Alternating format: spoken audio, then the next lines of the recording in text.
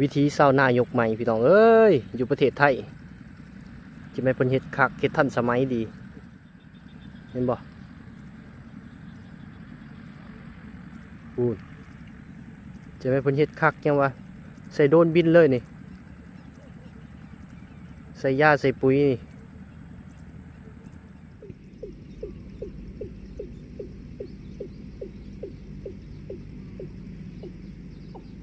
คักอีหลีนี่ใส่เคินกระดึงมาจุ่ม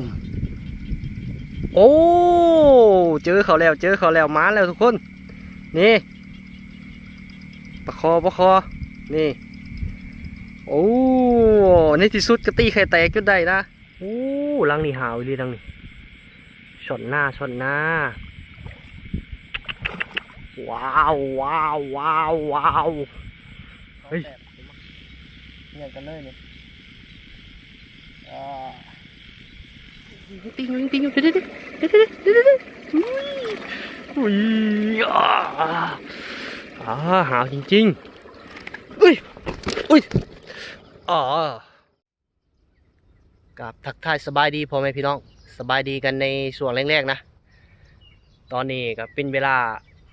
ประมาณเกือบ6 โมงแรกเลยแหละหลังจากที่เลิกจากงานนะบ่าวอาทิตย์ก็มาเลาะทงเลาะทานี่เลาะทงหาอยู่หากินพี่น้องมาปักเบ็ดนี่เบ็ดโดยเยื่อเขียดอีโมเขียดตะโม นี่มากาดเมื่อคืนนี่เยื่อเขียดทำอะไรอ่ะโอ้เก็บปลาตัวนี่ปลาอะไรนี่ปลาขยงครับใช่โอ้โหได้อยู่เนาะไม่กี่ได้ครับมีปลาไม่ไข่ใช่ไหมมีปลาไข่โลนึงคงไข่60 บาทโลนึง60 บาทเลยเนี่ย2 โลได้ไม่กี่เมื่อกี้ได้ไปแล้วไข่หมดแล้วครับ2 โลก็120โอ้โหหาปลาขายนะเนี่ยวันหยุดเนี่ยโอ้โหขยันจริงๆเยี่ยมมากเลยครับไปปักเบ็ดก่อนครับผมใช่กันในทุ่งนานี่แหละนกเซี่ยวเขียวกระจีเลยเขาแตกก็เป็นไรเขาใหญ่เป็นไรโอ้ตีเบ็ด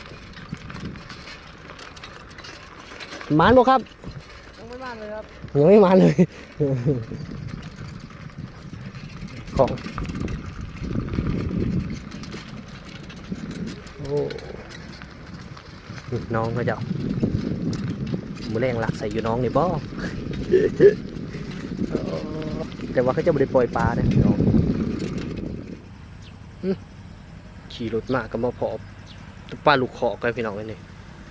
จอดตัวปลาลูกขอกหรือว่าปลาโคเลี้ยงลูกใช่ไหมเป่าไม้ก็สิมาใส่อยู่ให้นี่ไปละแถวนี้แหละแต่ว่ามาพอปลาโคเลี้ยงลูกเห็นลูกปลาคอนะโมเป็นปลาคอเลี้ยงลูกปลาคอแดงนี่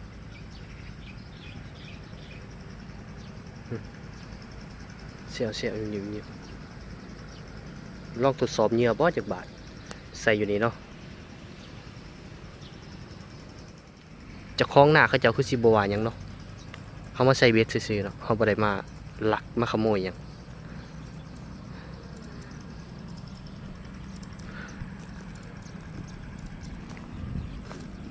เบ็ดก็ได้จัดเต็มมือนี่เอาเศร้าล้างมือนี่เหยื่อชักสิพ่อหรือบ่ถ้าบ่พ่อก็เอาตามเหยื่อเนาะเขียดก็หายากเนี่ยมีนกกระตุ้มพอต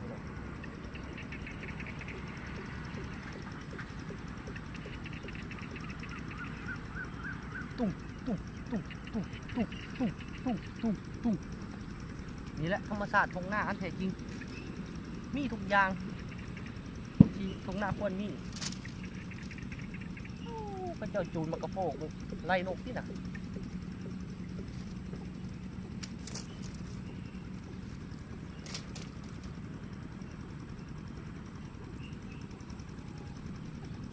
รอบมือก่อนเยอะเขียดล้างแรกแหกม้านอยู่บ่ต้องมาหลุนกันพี่น้อง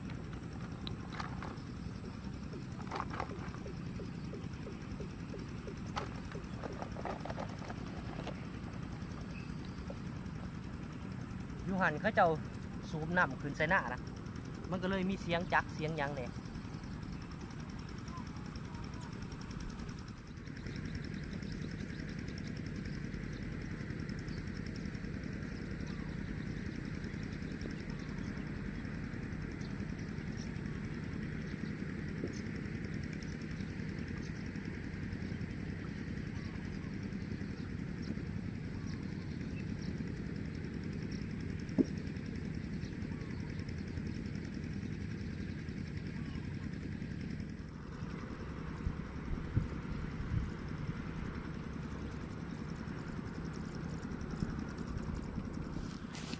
ลองบอลนี่เป็นรังที่สองลองเบิ้งจะได้นี่เคลียร์พื้นที่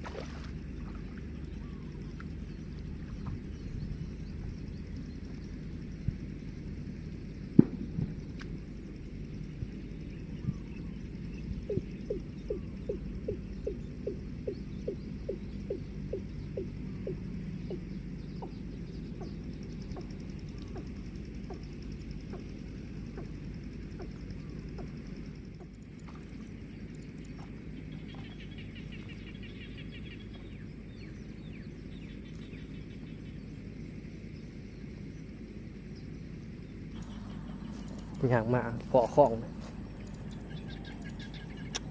ธรรมศาสตร์เนาะมีบัวเปาะบ้าหนาล่องอยู่เด้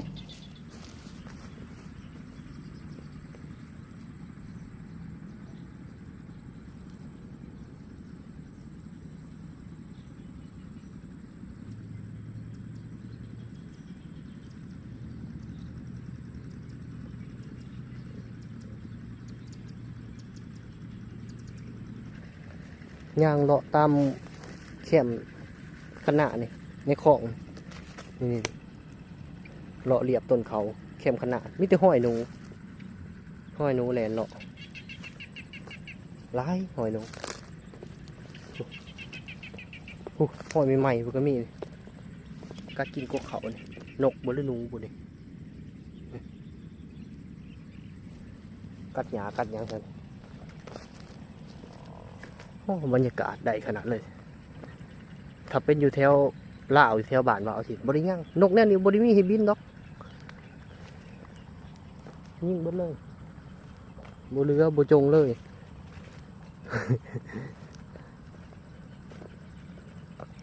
เดี๋ยวไปใส่อีกลังหนึ่งอยู่นี่เบ็ดทับปลาไปหูเอาสิปลาไปจอดรถอยู่หูเบ็ดที่เรือเบ็ดลังหนึ่งใส่นี้ของต่อกันนี้นะ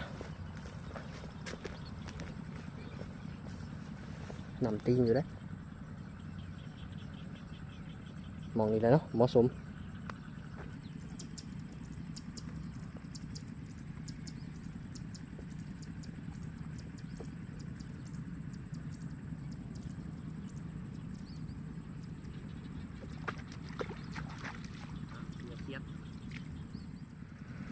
วิธีเศร้าหน้ายกใหม่พี่น้องเอ้ยอยู่ประเทศไทยจะไม่เพิ่นเฮ็ดคักเฮ็ดทันสมัยดีเบิ่งเด้อชูไปไกลๆเห็นบ่นี่เห็นบ่พูดจะไม่เพิ่นเฮ็ดคักยังวะใส่โดรนบินเลยนี่ใส่ยาใส่ปุ๋ยนี่โอ้ตัวพูดว่านเขาก็ใส่โดรนบินนี่ใส่ยาใส่ปุ๋ยยังใส่โดรนบินอยู่โอ้เจ้าของเพิ่นอยู่พี่ไอ้เจ้าของเพิ่นนี่เจ้าของเพิ่นอยู่พี่นั่งอยู่พี่เจ้าของเพิ่นโอ้สบายคักขนาดเพิ่นเฮ็ดโอ้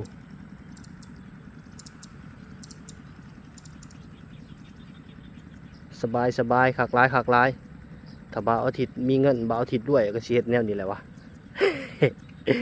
โอ้บอกเลยรวยเนาะรวยเลยยันบุคิดเห็นหน้าสมบูรณ์เลย จะมีเงินพออยู่พอกินเนี่ยบ้าเฮ็ดแล้วเนี่ยนี่รถจัดแล้วสบายเลยคนปลูกมันก็สบายพ่นยาขาหญ้าได้สบายโลด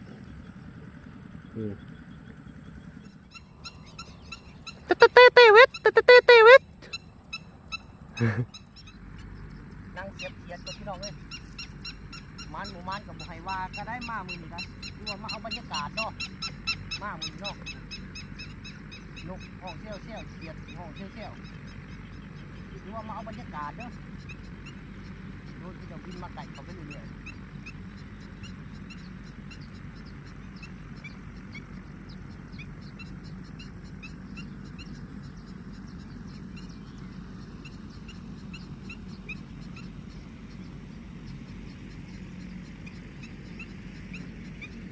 มาบอก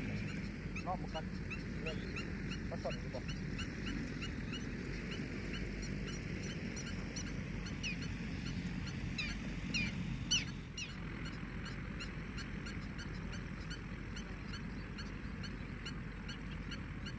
โดนบินมาอีกแล้วบินมาไกลๆอีกแล้วโดนนี่โอ้ย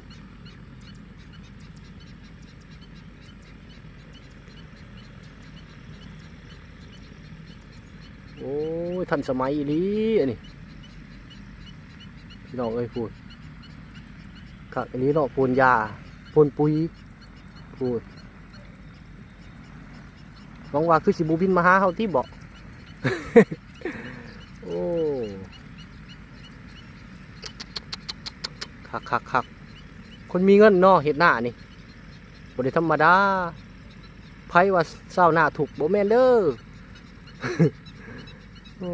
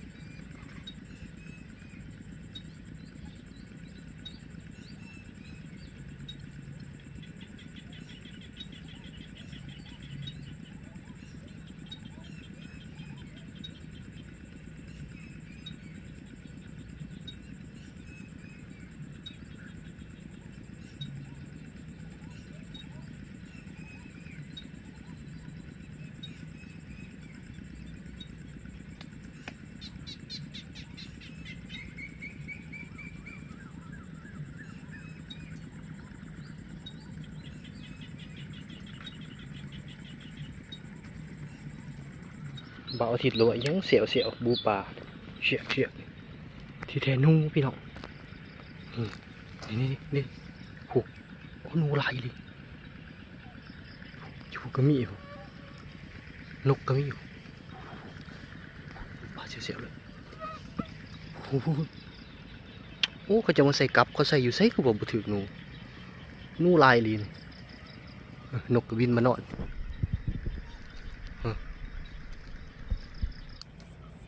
โอ้หนูลายเลยอยู่นี่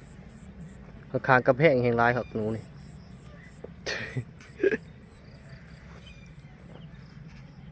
ในป่าดิเขาไปในป่าดิหนูลายยอมครับว่าหนูลายแถวนี้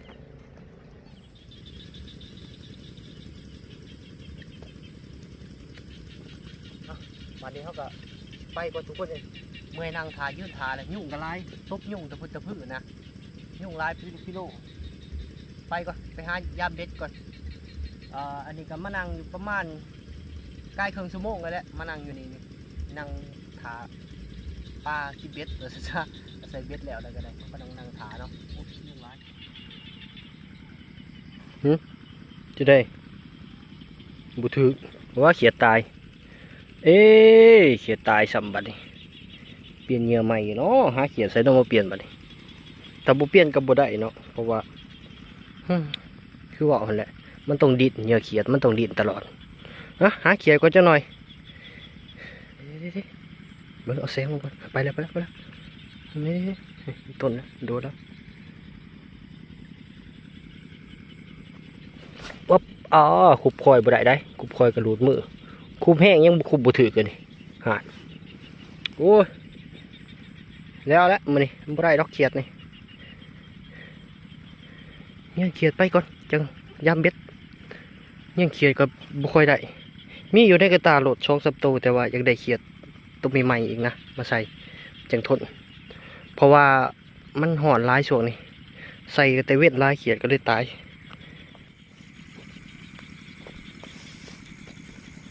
ลังนี่บูถือแต่เขียดกับบูตายได้ยังปกติดีอยู่เป็นจะได้ลังนี่ว่าที่เขียดตายอีกใส่เคินปะนี่ตายบ่ว้ายังได้อยู่ดินอยู่เดี๋ยวดินอยู่โอเค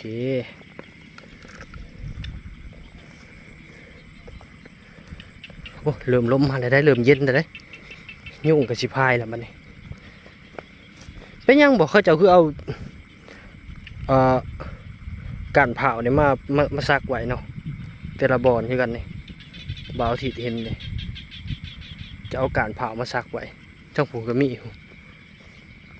เอาใหม่ยังอื่นซักบ่ได้บ่ไม่ยังต้องเอาการเผาซักนะซักในแคมๆกกเขาเนี่ยโอ้ลังน่ะบุถือผมที่เนี่ยไปแต่ไกลก็หูบุถือลังน่ะคุณเบ็ดลังนี่คือจมแท้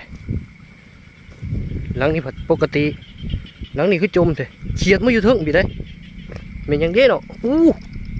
จมคักอีลี่นี่ใส่เคินกระดึงมาจม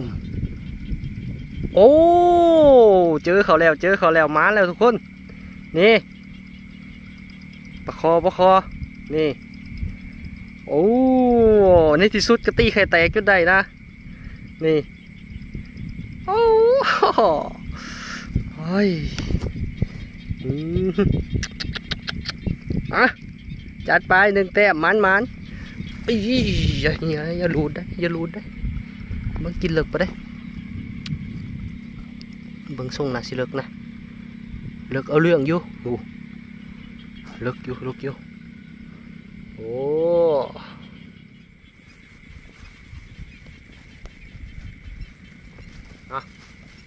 ใส่ถุงยางไว้เลยได้วันนี้ได้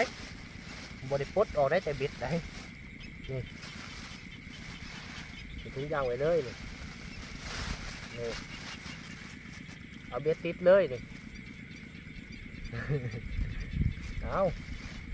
บอลน่ะก็เอาเบ็ดลังไม้มาใส่แทนนะเพราะว่ามันปดยากมันอยู่เลิกมันกินเลิกอย่างนี้ปลามันกินเลิกนะ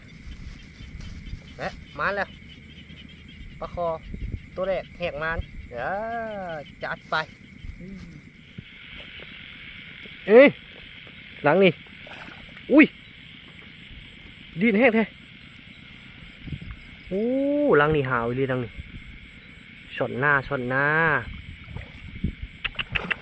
ว้าวเฮ้ยผมมักดุดันแล้วนี่แหละสุดยอดเฮ้ยขึ้นเลย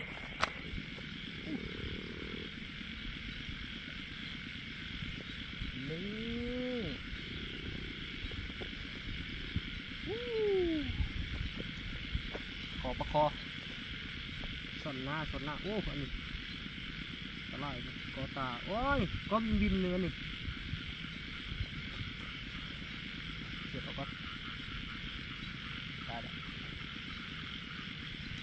ก็บินนี่เด็ดเลยก็บินเลย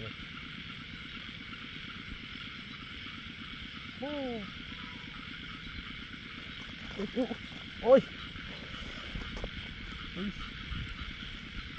จัดไปแต้มที่สองแต่บัวใหญ่เท่าแต้มแรกเนาะแต้มที่สองนี่แต้มนี้ที่ว่าเขาปลดเอาเลย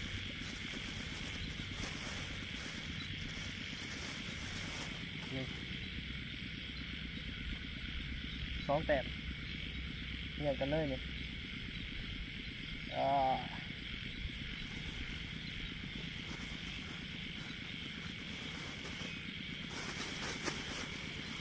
ัวโคตรเอาตัวเลยมึงอย่าได้กบของนี่โดนตรงนี้แล้วโอ้ยกูได้กบโอ้บ่เห็นมันอยู่นี่ทางในก็มีแต่หนูเสี่ยวทางในป่านี่กบของนี่สองตัวกบแต่ว่าเนี่ยโฟมมาเห็นแต่ตัวเดียวมันก็สิอยู่แถวกูละตัวหนึ่งกบลายอยู่แถวนั้นมีกบลายมันอยู่ป่านี่พูนตัวหนึ่งพูเบิ้งสีย่างไปมันสิไปอยู่ป่ะสิลบอยู่ป่ะ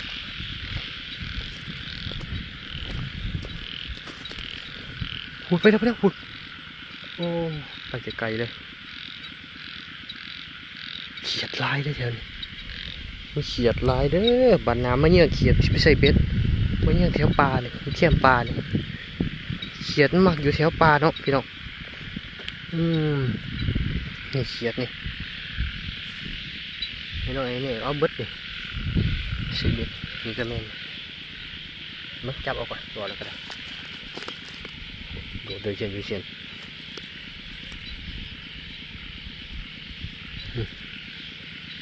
แช่หู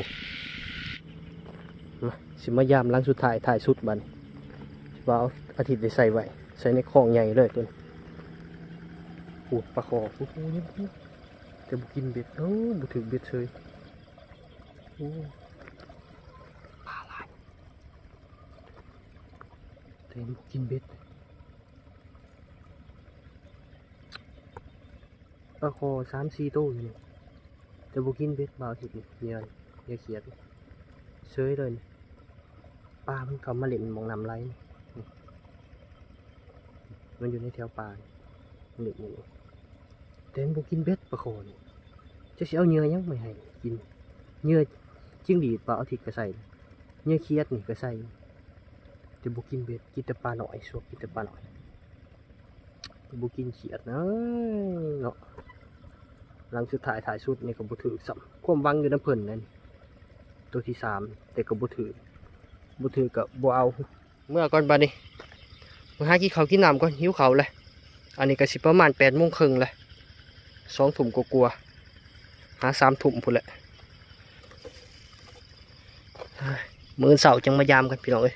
เขียนนี่ก็สิได้ปล่อยเลยมื้อนี้บ่ได้เลาะยามไปดิปล่อยแล้ว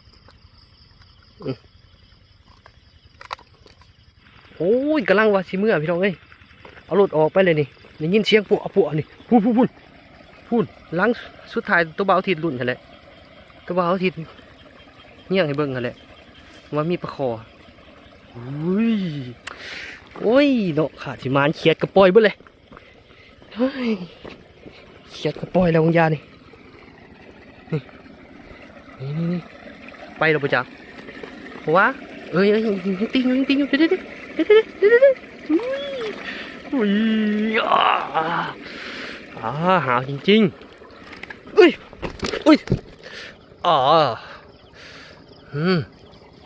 เกือบไปเลย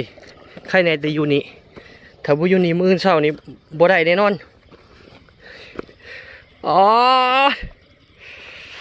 คักแล้วเขียดกระโปรงตรงนี้นี่ชักสิเห็นหรือบ่ไปจับเอาคืนนี่ถ้าบ่เห็นแล้วก็เมื่อมาแล้วมี3-4ตัวนี่ได้แล้วตัวหนึ่งเอามานับบัตรนี่นับแต้มได้แล้วบัตรโอ้3 แต้มนี่หันหัวหันหางใส่กันเลยเอา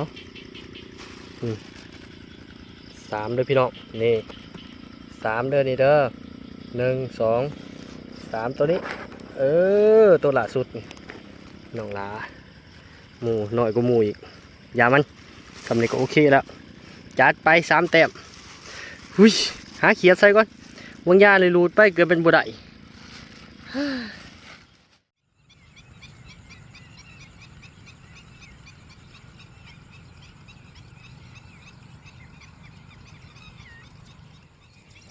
สบายดีพ่อแม่พี่น้องสบายดีกันในตอนเช้าวันทับบัดนี้บ่าวทิศสีพามายามเนาะบัดนี้เนาะโอ้ยนอนลืมตื่นพี่น้องเอ้ยจนสวยนี่ตะเว้นจนขึ้นเลยแดดจนเริ่มมีเลยเริ่มออกเลยนะตื่นสวยหลายเขียดหอยด้วยนี่นำคืนเลยโอ้ลังนี่เหงื่อเบิดลังนี่เหงื่อร้อน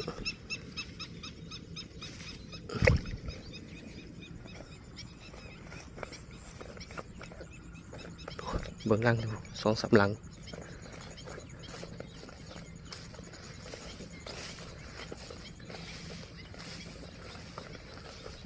ตะเว้นจะขึ้น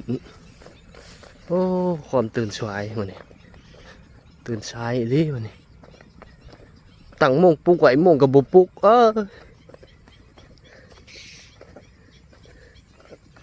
ลังนี่ไปจะได้ลังนี่ร้อนซื่อเขียนยั่งอยู่บ่ได้ร้อนแต่บ่ถึก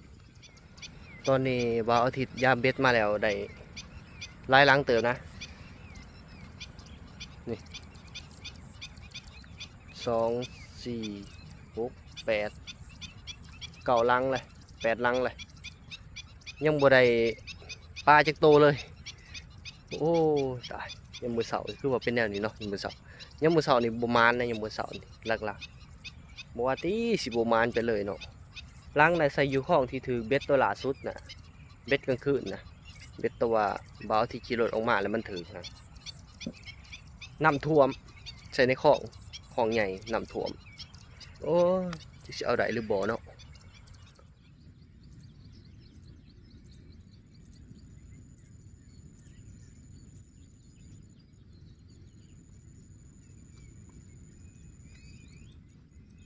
โอ้ยหลังบ่ถึกตะเคียด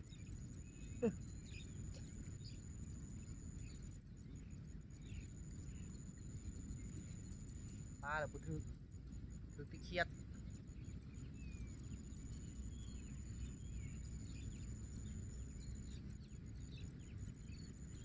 ปล่อยไปคือเขียดแล้วบ่เอาเนาะปล่อยไปคือเขียด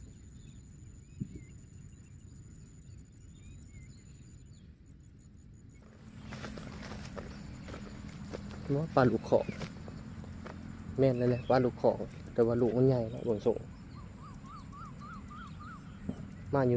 มบัดพ่อมาไก่เลยหายนี้บัดลังนี่กับบ่ถือเขียดคือเก่าแต่บ่ถือปลาเก็บ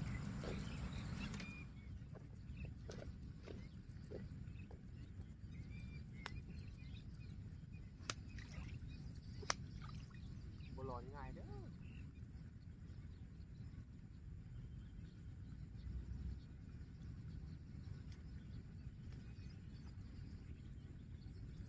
เขียดตายเนาะ ปลาหน่อยกินนะเขียดปลาหน่อยมันสวบเบิ่งส่งเพราะว่า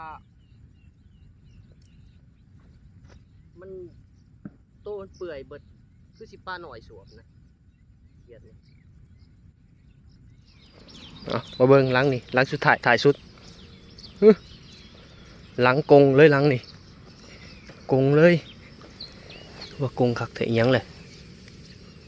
เฮ้ยเฮ้ยเฮ้ยเฮ้ยกงคักแท้โอ้ยโอ้ยกงที่ซื้อเนี่ยนี่อ้ายหลุดซ้ำพูดเอ้ยเนาะ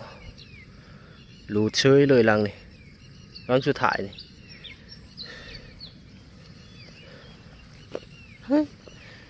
หลอกลวงกันเรียบร้อยจบเกมมื้อนี้บ่ได้จักโตตอนเช้า